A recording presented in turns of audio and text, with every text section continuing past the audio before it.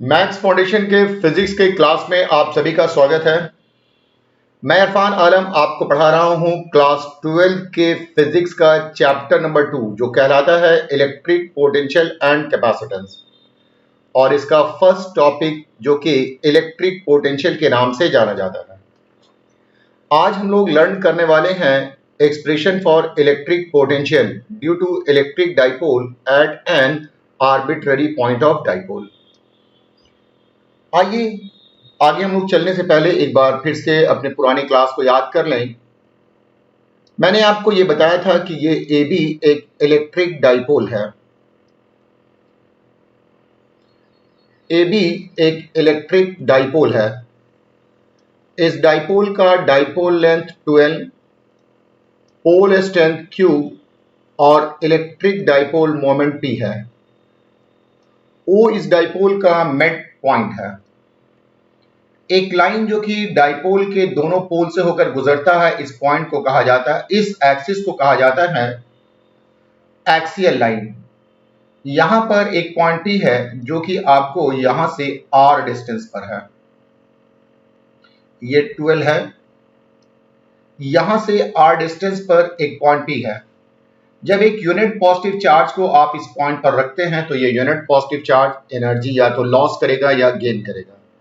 इस पॉइंट पर रखने पर यूनिट पॉजिटिव चार्ज जितनी एनर्जी लॉस या गेन करेगा वो उस पॉइंट का पोटेंशियल कहलाता है। मान लिया जाए कि ये पोटेंशियल V है, तो V कहलाता है electric potential due to electric dipole on axial line of dipole. और इसका फॉर्मूला हमने निकाला था, ये आया था 1/4 pi epsilon not into P divided by R square minus L square. इसी तरह से यहां पर एक लाइन है, ये लाइन डाइपोल का इक्वेटोरियल लाइन कहलाता है। अगर आप एक लाइन को ड्रॉ करें जो डाइपोल को परपेंडिकुलरली बाइसेक्ट करता है तो ये लाइन इक्वेटोरियल लाइन कहलाता है। जब आप इसके point P per unit positive charge को रखेंगे तो ये या तो एनर्जी लॉस करेगा या गेन करेगा। जितनी एनर्जी लॉस या गेन करता है वो इस पॉइंट का पोटेंशियल कहलाता है। तो मान लिया जाए कि इस पॉइंट का पोटेंशियल V है, तो यहां पर जब हम लोगों ने पोटेंशियल निकाला था तो ये 0 आया था। इसका मतलब हुआ कि इस पॉइंट पर, मतलब equatorial line per unit positive charge को रखने पर ना तो वो एनर्जी लॉस करेगा और ना ही एनर्जी गेन करेगा, मतलब उसका पोटेंशियल 0 हो जाएगा। आज हम आपके साथ बात करने वाले हैं electric potential due to electric dipole at an arbitrary point of dipole. तो पहले ये जानेंगे कि आर्बिट्ररी पॉइंट होता क्या है। तो आइए एक बार फिर से समझते हैं। मान लिया जाए कि आपके पास एक इलेक्ट्रिक डाइपोल है। ये एक इलेक्ट्रिक डाइपोल है। इस डाइपोल से संबंधित मैंने बताया कि दो एक्सिस होता है, एक ये वाला एक्सिस है और एक ये वाला एक्सिस है। दोनों पोल से गुजरने वाले एक्सिस को एक्सियल लाइन कहते हैं और वो लाइन जो इसको परपेंडिकुलरली बाइसेक्ट करता है इसे इक्वेटोरियल लाइन कहते हैं। अगर इन दोनों एक्सिस के अलावा कहीं भी आप कोई पॉइंट कंसीडर करते हैं तो ये पॉइंट आर्बिट्ररी पॉइंट कहलाता है।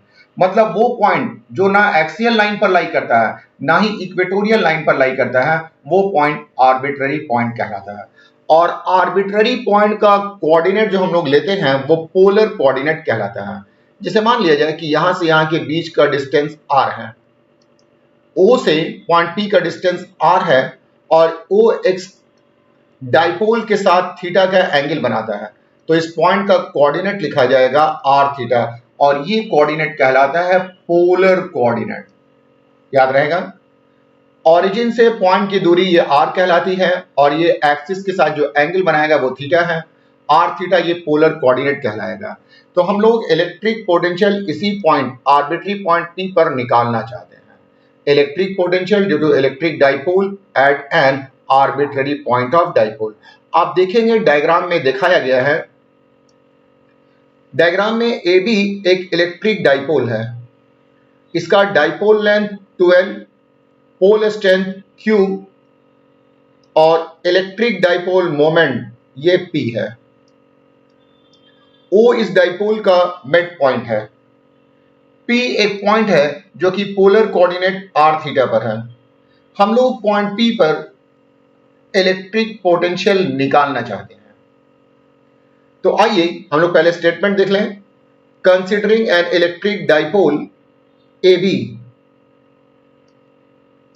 of dipole length 12, pole strength Q and electric dipole moment P. O is the midpoint of this dipole. P is a point at polar coordinate r theta. We want to determine electric potential at P. तो point P पर जो potential है वो charge plus Q के कारण भी होगा और चार्ज माइनस Q के कारण भी होगा। तो V1 है electric potential at P due to charge plus Q, V2 है electric potential at P due to charge minus Q और V है net electric potential at P।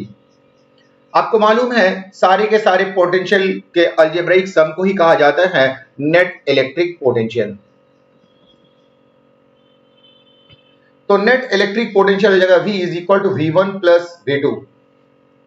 अब आप देखेंगे V1 का formula 1/4 pi epsilon naught Q1 by R1 और V2 है 1/4 pi epsilon naught Q2 by R2। 1/4 pi epsilon naught दोनों में कॉमन है तो ये बाहर निकल जाएगा। Q1 का वैल्यू है Q और Q2 का वैल्यू है माइनस Q। तो 1/4 pi epsilon not Q divided by R1 plus minus Q by R2। जब आप Q को बाहर निकालेंगे, Q कॉमन है, जब आप Q को बाहर निकाल लेंगे तो ये आपको मिलेगा Q/4 pi epsilon not 1/R1 minus 1/R2। अब आप गौर करेंगे R1 और R2 का वैल्यू निकालना है। एक्सियल लाइन पर R1 का वैल्यू आया था R माइनस L और R2 का वैल्यू आया था R प्लस L। ये R1 और R2 का वैल्यू कोई भी एक आदमी जिसको कॉमन सेंस है, जिसको मैथमेटिक्स या फिजिक्स का नॉलेज नहीं है, तो वो R1 और R2 कैलकुलेट आसानी से कर सकता है, वो भी कर सकता है। लेकिन जब हम लोग इक्वेटोरियल लाइन पर R1 और R2 निकाला था तो R1 का वैल्यू आया था R² प्लस L² और R2 का वैल्यू आया था R² प्लस L²। ये R1 और R2 का वैल्यू निकालने के लिए हम लोगों को पाइथागोरस थ्योरम का नॉलेज होना जरूरी था। मतलब एक्सियल लाइन पर R1 निकालने के लिए R माइनस L और R2 निकालने के लिए R प्लस L एक कॉमन सेंस की जरूरत थी। लेकिन R1 और R2 निकालने के लिए यहां पर मैथमेटिक्स का नॉलेज जो कि पाइथागोरस थ्योरम कहलाता है वो नॉलेज जरूरी था। अब हम लोग R1 और R2 का वैल्यू निकालना चाहते हैं तो यहां पर आपको कुछ ट्रिगोनोमेट्री का नॉलेज होना जरूरी है। आइए हम R1 और R2 कैसे निकाला जाता है ये हम आपको दिखाते हैं।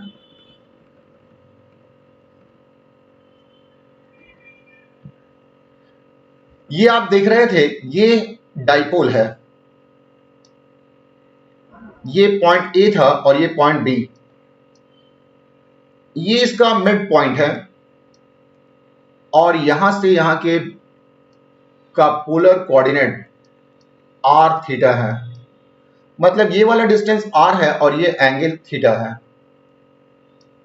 B से P तक की दूरी ये R1 थी और ये चार्ज प्लस Q है और ये यहां से यहां के बीच की दूरी R2 थी और यहां पर चार्ज माइनस Q है।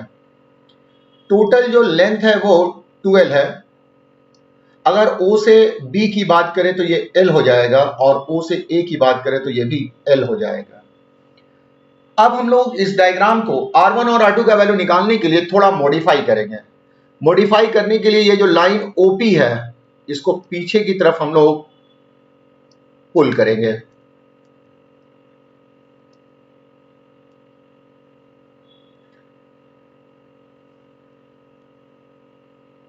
ये जो लाइन है इसे पीछे की तरफ हम लोग थोड़ा पुल करेंगे और उसके बाद A से एक परपेंडिकुलर यहां पर ड्रॉप करेंगे जिसका नाम होगा OAM और उसी तरह से B से एक परपेंडिकुलर ड्रॉप करेंगे जिसका नाम होगा BN। तो आप देखेंगे AMO ये एक राइट ट्रायंगल बन रहा है। AO, आइए इसको N लिख देते हैं, डायग्राम में ये N लिखा हुआ है, ये 12 है, ये N है और ये M है। तो देखेंगे AON एक राइट ट्रायंगल बन रहा है और BOM ये भी एक राइट ट्रायंगल बन रहा है। फिर से देखें, ये 90 डिग्री का एंगल है, यहां ये 90 डिग्री का एंगल है, तो ये दोनों राइट ट्रायंगल बन रहा है। AON और BOM ये दोनों राइट ट्रायंगल है। अगर आप ये एंगल थीटा होगा तो ये वाला एंगल, ये वर्टिकली ऑपोजिट एंगल कहलाता है, ये भी थीटा हो जाएगा। तो इस थीटा के लिए AN, A से लेकर N तक, ये N है, AN ये परपेंडिकुलर कहलाएगा, ON ये बेस कहलाएगा और OA ये हाइपोटेन्यूस कहलाएगा। एक बार फिर से देख लें, राइट ट्रायंगल AON में ON ये बेस हो जाएगा, AN ये परपेंडिकुलर हो जाएगा और OA ये आपको हाइपोटेनियस हो जाएगा। तो हम जानते हैं cos थीटा होता है बेस बाय हाइपोटेनियस, तो यहां पर लिखा हुआ है in right triangle AON cos theta ON by OA, ON ये बेस हो रहा है और OA ये हाइपोटेनियस हो रहा है, तो ON by OA cross multiplication करेंगे तो ON is equal to OA cos theta हो जाएगा। डायग्राम में देखेंगे O से लेकर A तक ये लेंथ L है, तो ON इज इक्वल टू हो जाएगा L cos थीटा। इसी तरह से आप ट्रायंगल BOM में आ जाएंगे, ये BOM है, इसमें थीटा के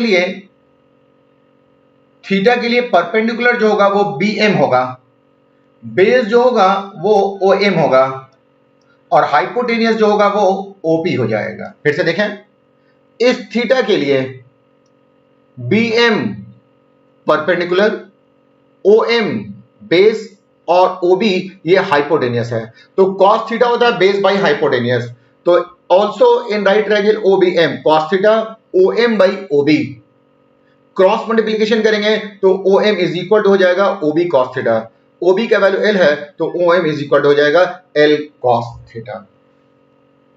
अब आप देखेंगे कि डाइपोल बहुत छोटा होता है, since dipole is very small.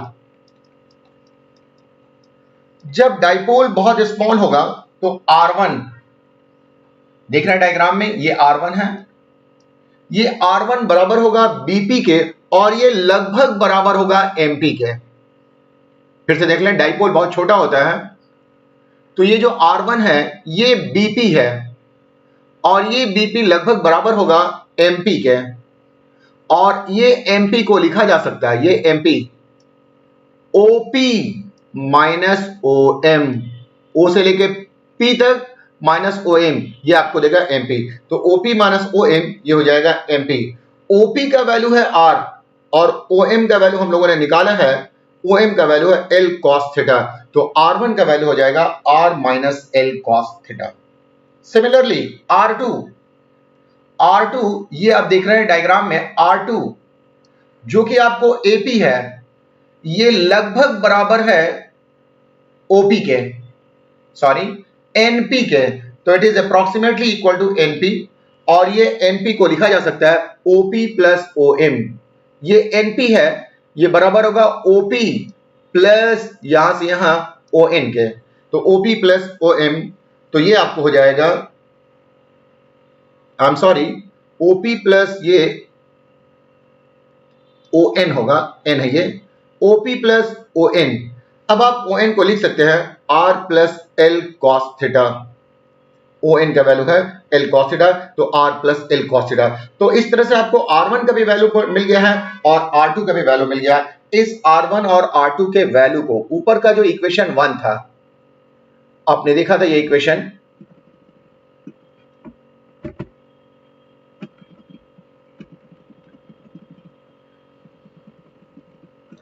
ये आप देख रहे हैं इक्वेशन 1 है,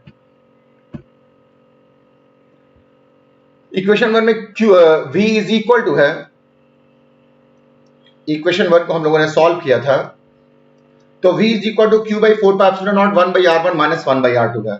ये R1 और R2 के वैल्यू को इसी इक्वेशन 1 में पुट कर देंगे, तो आइए पुट करते हैं। इक्वेशन 1 में अगर पुट करेंगे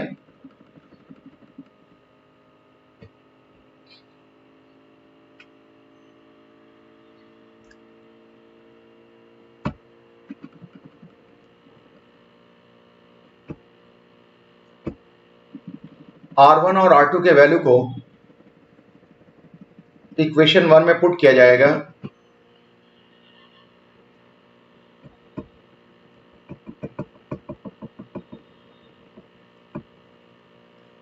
तो ये आपको मिलेगा V is equal to Q by 4 pi epsilon naught 1 by R minus L cos theta minus 1 by R plus L cos theta. अब R minus L cos theta और R plus L cos theta का LCM हो जाएगा R minus L cos theta और ये हो जाएगा R plus L cos theta. ये है Q divided by 4 pi epsilon naught. R minus L cos theta, R minus L cos theta से R minus L cos theta cancel हो जाएगा, R plus L cos theta बच जाएगा। एक step यहां पर और कर देते हैं, Q divided by 4 pi epsilon not, ये हो जाएगा R plus L cos theta.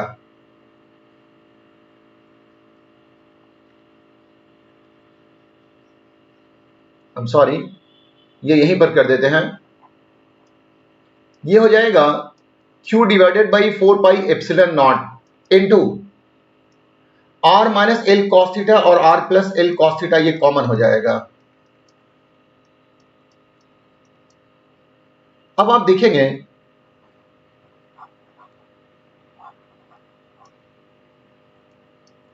R minus L cos theta और ये R plus L cos theta, ये आपको एलसीएम हो जाएगा। ये R minus L cos theta R minus L cos theta को कैंसिल कर देगा, तो बच जाएगा R plus L cos theta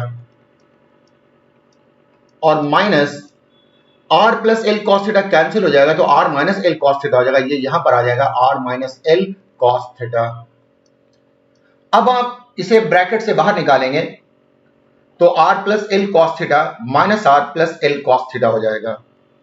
ये R और ये R कैंसिल हो जाएगा और आपको मिलेगा 2L cos theta, L cos theta plus L cos theta 2L cos theta. ये A माइनस B है और ये A प्लस B है, A minus B into A plus B होगा A square minus B square, तो R square minus L square cos square theta हो जाएगा और ये 2L cos थीटा। ये Q को 2L के साथ मिला देंगे, Q को 2L के साथ ला देंगे, तो Q इंटू 2L ये होता है डाइपोल मोमेंट, तो इसके बदले में P लिखेंगे, इसे P से लिखा जाता है। ये है electric potential due to electric dipole at an arbitrary point of dipole. Electric potential का यही वैल्यू है जो कि आर्बिट्रेरी पॉइंट कहलाएगा। अब इसका स्पेशल केस है, आप देख रहे हैं ये पॉइंट P था और ये R है। ये R को आप इधर भी मूव करा सकते हैं और इधर भी मूव करा सकते हैं। जब आप R को इधर मूव कराएंगे तो ये P धीरे धीरे इधर आएगा, एक समय ऐसा आएगा कि P पॉइंट यहां पर आ जाएगा। जब P पॉइंट यहां पर आ जाएगा तो थीटा का वैल्यू 0 हो जाएगा। ये थीटा यहां पर आ जाएगा P पॉइंट, तो थीटा घट करके कितना हो जाएगा 0। मतलब जब थीटा 0 हो जाएगा तो पॉइंट P ये डाइपोल के एक्सियल लाइन पर आ जाएगा। तो इसके और अगर आप इधर घुमा करके ले जाएंगे तो एक समय ऐसा आएगा कि ये पॉइंट P यहां पर आ जाएगा और इस समय थीटा का वैल्यू 90 हो जाएगा। मतलब थीटा 0 लेने पर पॉइंट P एक्सियल लाइन पर होगा और थीटा 90 लेने पर ये इक्वेटोरियल लाइन पर होगा। तो जब एक्सियल लाइन पर होगा और इक्वेटोरियल लाइन पर होगा तो क्या वैल्यू आता है देखते हैं स्पेशल केस में।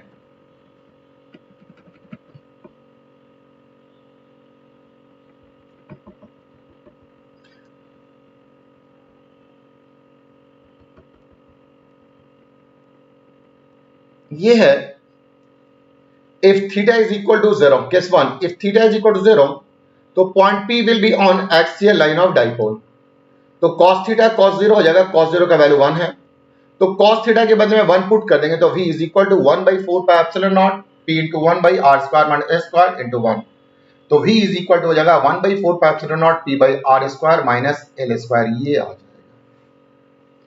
तो यही तो एक्सियल लाइन पर आता था जो हम लोगों ने पहले भी कैलकुलेट किया था। केस 2 है, if theta is equal to 90 theta 90 हो जाएगा तो point P will be on equatorial line of dipole. तो cos थीटा ये cos 90 हो जाएगा और cos 90 का वैल्यू होता है 0। तो यहां पर हम लोग cos थीटा के बदले में 0 पुट करेंगे तो पूरा का पूरा एक्सप्रेशन 0 हो जाएगा, मतलब इक्वेटोरियल लाइन पर इलेक्ट्रिक पोटेंशियल 0 हो जाएगा, जो कि हम लोगों ने पहले भी डिस्कस किया था। तो ये था electric potential due to electric dipole at an orbit.